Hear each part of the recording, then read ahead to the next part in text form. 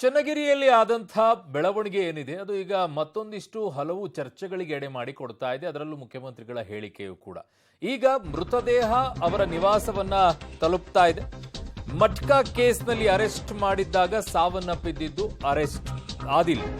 ನ್ಯಾಯಾಧೀಶರ ಸಮ್ಮುಖದಲ್ಲಿ ಮರಣೋತ್ತರ ಪರೀಕ್ಷೆ ಆಯಿತು. ಮರಣೋತ್ತರ ಪರೀಕ್ಷೆಯ ನಂತರ ಆದಿಲ್ ಮೃತದೇಹ ಈಗ ನಿವಾಸಕ್ಕೆ ತಲುಪಿದೆ. ಆದಿಲ್ ಅಂತ್ಯ ಸಂಸ್ಕಾರಕ್ಕೆ ಕುಟುಂಬಸ್ಥರು ಈಗ ಸಿದ್ಧತೆಯನ್ನ ಮಾಡಿಕೊಂಡಿದ್ದಾರೆ. ಮಟ್ಕಾ ಕೇಸ್ನಲ್ಲಿ ಅರೆಸ್ಟ್ ಮಾಡಿ ವಿಚಾರಣೆ ಕರ್ಕೊಂಡು ಹೋಗಿದ್ರು. ಆ ಸಂದರ್ಭದಲ್ಲಿ ಆದಿಲ್ ಸಾವನ್ನಪ್ಪಿದ್ದ. ನ್ಯಾಯಾಧೀಶರ ಸಮ್ಮುಖದಲ್ಲೇನೆ ಮರಣೋತ್ತರ ಪರೀಕ್ಷೆ ನಡೆದಿತ್ತು. ಮರಣೋತ್ತರ ಪರೀಕ್ಷೆ ನಂತರ ಆದಿಲ್ ಮೃತದೇಹವನ್ನ ಈಗ ನಿವಾಸಕ್ಕೆ ತೆಗೆದುಕೊಂಡು ಬರಲಾಗಿದೆ. ಆದಿಲ್ ಅಂತ್ಯ ಸಂಸ್ಕಾರಕ್ಕೆ ಕುಟುಂಬಸ್ಥರೆಲ್ಲರೂ ಕೂಡ ಸಿದ್ಧತೆಯನ್ನ ಈಗ ಮಾಡಿಕೊಂಡಿದ್ದಾರೆ.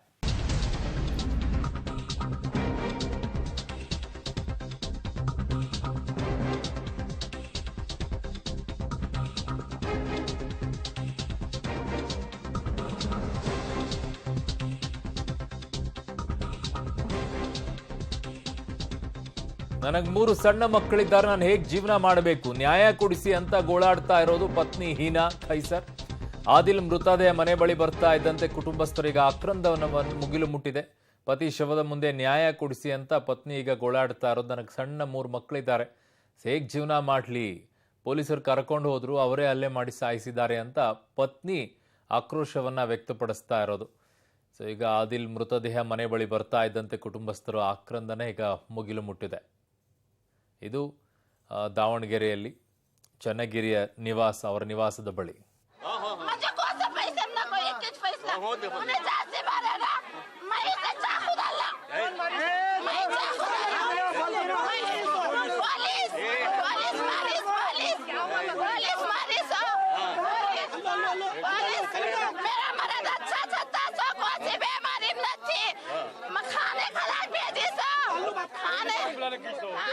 पुलिस बुला ले जाको, जान से मारी ससे, मेरे मर्द को जान से मारे। तुम ना पूछ रही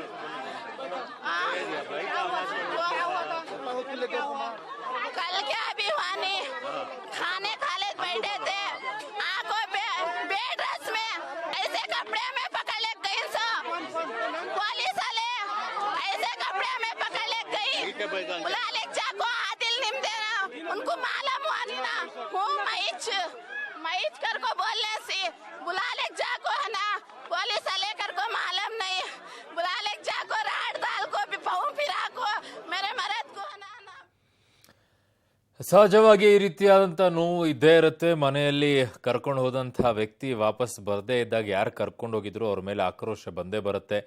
ಪೊಲೀಸರು ಕರ್ಕೊಂಡು ಹೋದಾಗಲೂ ಅಷ್ಟೇ, ಇನ್ಯಾರು ಗೆಳೆಯರು ಕರ್ಕೊಂಡು ಹೋದಾಗಲೂ ಕೂಡ ಹೋದಂಥ ವ್ಯಕ್ತಿ ವಾಪಸ್ ಶವವಾಗಿ ಬಂದಾಗ ಆಕ್ರೋಶ, ಅವ್ನು ಕರ್ಕೊಂಡು ಹೋದ ಹಾಗೆ ಆಗೋಯ್ತು ಅನ್ನುವಂಥ ಮಾತುಗಳು ಬರುತ್ತೆ. ಬಟ್ ಇಲ್ಲಿ ಹಾಗಿದಾಗ ಪೊಲೀಸರು ಯಾರನ್ನು ಕೂಡ ವಿಚಾರಣೆಗೆ ಕರ್ಕೊಂಡು ಹೋಗ್ಲೇಬಾರ್ದಾ? ಇನ್ಮೇಲೆ ಪೊಲೀಸರು ಸುಮ್ಮನೆ ಇರಬೇಕಾ? ಏನೋ ಮಾಡ್ಕೊಂಡು ಹೋಗ್ಲಿ ಬಿಡು, ಯಾವತ್ತೋ ನೋಡ್ಕೊಳ್ಳೋಣ, ಯಾಕೆ ಬೇಕು ಅನ್ನೋ ಪರಿಸ್ಥಿತಿ ಬಂದ್ಬಿಡುತ್ತೆ. ನನ್ನ ಸಹೋದ್ಯೋಗಿ ಈಗ ಪುನೀತ್ ಆಪ್ತಿ ನನ್ನ ಸಂಪರ್ಕಕ್ಕೆ ಸಿಗ್ತಾ ಇದ್ದಾರೆ. ಪುನೀತ್, ಏನಾಗ್ತಾ ಇದೆ ಈಗ ನಿವಾಸದ ಬಳಿ, ಏನೆಲ್ಲ ಅಪ್ಡೇಟ್ಸ್ಗಳಿದೆ ಈಗ ಪುನೀತ್? ಖಂಡಿತವಾಗ್ಲೂ ಅರುಣ್ ಬಡಗೇರನು ಚನ್ನಗಿರಿ ಲಾಕಪ್ ಡೆತ್ ಆರೋಪ ಪ್ರಕರಣಕ್ಕೆ ಸಂಬಂಧಿಸಿದಂತೆ ಆದಿಲ್ ಮೃತದೇಹ ಇವಾಗ ಮರಣೋತ್ತರ ಪರೀಕ್ಷೆ ನಂತರ ಅವರ ನಿವಾಸಕ್ಕೆ ಆಗಮಿಸಿರುವಂಥದ್ದು ನಾವು ದೃಶ್ಯಗಳು ನೋಡಬಹುದಾಗಿದೆ. ಟಿಪ್ಪು ನಗರದ ಅವರ ನಿವಾಸದ ಮುಂಭಾಗದಲ್ಲಿ ಮೃತದೇಹವನ್ನು ಇಟ್ಟಿರುವಂಥದ್ದು. ಇನ್ನು ಕೆಲವೇ ಕ್ಷಣಗಳಲ್ಲಿ ಶಿವಮೊಗ್ಗ ರಸ್ತೆಯಲ್ಲಿರುವಂತಹ ಕಬ್ರಸ್ತಾನಲ್ಲಿ ಅವರ ಅಂತ್ಯ ಸಂಸ್ಕಾರ ಕೂಡ ನಡೆಯುತ್ತೆ. ಪ್ರಮುಖವಾಗಿ ಆತನ ಅಂದ್ರೆ ಆದಿಲ್ ಮೃತದೇಹ ಬಂದಂತ ಸಂದರ್ಭದಲ್ಲಿ ಸಾಕಷ್ಟು ಕುಟುಂಬಸ್ಥರಾಗಿರ್ಬೋದು ಮತ್ತೆ ಅವರ ಪತ್ನಿ ಸಾಕಷ್ಟು ಒಂದು ಗೋಳಾಡಿದ್ರು. ನನ್ನ ಪತಿ ಈ ರೀತಿಯಾಗಿ ಶವವಾಗಿ ಬರ್ತಾನೆ ಅಂತ ನಾನು ಯಾವತ್ತೂ ಅನ್ಕೊಂಡಿರಲಿಲ್ಲ. ಪ್ರಮುಖವಾಗಿ ಆತ ಮಟ್ಕ ಬರಿತಾ ಇದ್ದ. ಅದೇ ರೀತಿಯಾಗಿ ಪೊಲೀಸರು ಕೂಡ ಮಂತ್ಲಿ ಕಮಿಷನ್ ಕೊಡ್ತಾ ಇದ್ರು. 1 ತಿಂಗಳು ಕಮಿಷನ್ ಕೊಡದೇ ಇರುವಂತಹ ಹಿನ್ನೆಲೆಯಲ್ಲಿ ಆತನನ್ನ ನಿನ್ನೆ ಕರ್ಕೊಂಡು ಹೋಗಿದ್ದು ಅನ್ನುವಂತಹ ಒಂದು ಆರೋಪವನ್ನು ಕೂಡ ಮಾಡ್ತಾ ಇರುವಂತದ್ದು. ಮತ್ತೆ ಆತನಿಗೆ ಯಾವುದೇ ರೀತಿಯಂತಹ ಮೂರ್ಛೆ ರೋಗ ಆಗಿರ್ಬೋದು, ಮತ್ತೆ ಯಾವುದೇ ರೀತಿಯಂತಹ ರೋಗಗಳು ಇರಲಿಲ್ಲ, ಆತ ಆರೋಗ್ಯವಾಗಿದ್ದ ಅನ್ನುವಂತಹ ಮಾತನ್ನು ಕೂಡ ಹೇಳ್ತಾ ಇರುವಂತದ್ದು. ಪ್ರಮುಖವಾಗಿ ನೋಡ್ಬೋದಾಗಿದೆ. ಕುಟುಂಬಸ್ಥರು ಸಾಕಷ್ಟು ಆಕ್ರೋಶವನ್ನು ಕೂಡ ವ್ಯಕ್ತಪಡಿಸ್ತಾ ಇರುವಂತದ್ದು. ಪ್ರಮುಖವಾಗಿ ಪೊಲೀಸ್ ಅವರೇ ನನ್ನ ಗಂಡನನ್ನ ಸಾಯಿಸಿದ್ದಾರೆ, ಆತನಿಗೆ ಯಾವುದೇ ರೀತಿಯಂತಹ ಒಂದು ಮೂರ್ಛೆ ರೋಗ ಇಲ್ಲ, ಇನ್ನೊಂದ್ ಕಡೆ ಲೋ ಬಿಪಿನೂ ಇಲ್ಲ, ನಮ್ಮ ಮನೆಯಲ್ಲಿ ಎಲ್ಲಿ ಹುಡುಕಿದ್ರು ಕೂಡ ಒಂದು ಗುಳಿಗೆನೂ ಕೂಡ ಸಿಗೋದಿಲ್ಲ ಅನ್ನುವಂತಹ ಮಾತು ಕೂಡ ಒಂದು ಆಕ್ರೋಶವನ್ನು ಕೂಡ ವ್ಯಕ್ತಪಡಿಸ್ತಾ ಇರುವಂತದ್ದು. ಸಾಕಷ್ಟು ಅವರ ಕುಟುಂಬಸ್ಥರಾಗಿರ್ಬೋದು ಎಲ್ಲರೂ ಕೂಡ ಒಂದು ಆಕ್ರೋಶವನ್ನು ಕೂಡ ವ್ಯಕ್ತಪಡಿಸ್ತಾ ಇರೋದು. ಪ್ರಮುಖವಾಗಿ ನಿನ್ನೆ ಸಂಜೆ ಪೊಲೀಸ್ ಅವರು ಸಿವಿಲ್ ಡ್ರೆಸ್ ಅಲ್ಲಿ ಬಂದಿದ್ರು. ಸಿವಿಲ್ ಡ್ರೆಸ್ ಬಂದಂತಹ ಪೊಲೀಸ್ ಅವರು ಕರ್ಕೊಂಡು ಹೋಗಿದ್ದಾರೆ ಅನ್ನುವಂಥದ್ದು. ಅವ್ರ ಕುಟುಂಬಸ್ಥರು ಮಾತಾಡ್ಸೋಣ. ಆಮೇಲೆ ನಿನ್ನೆ ಯಾವಾಗ ಕರ್ಕೊಂಡು ಹೋಗಿದ್ದ? ಆದಿಲ್ನ ಯಾವಾಗ ಕರ್ಕೊಂಡು ಹೋಗಿದ್ದಮ್ಮ?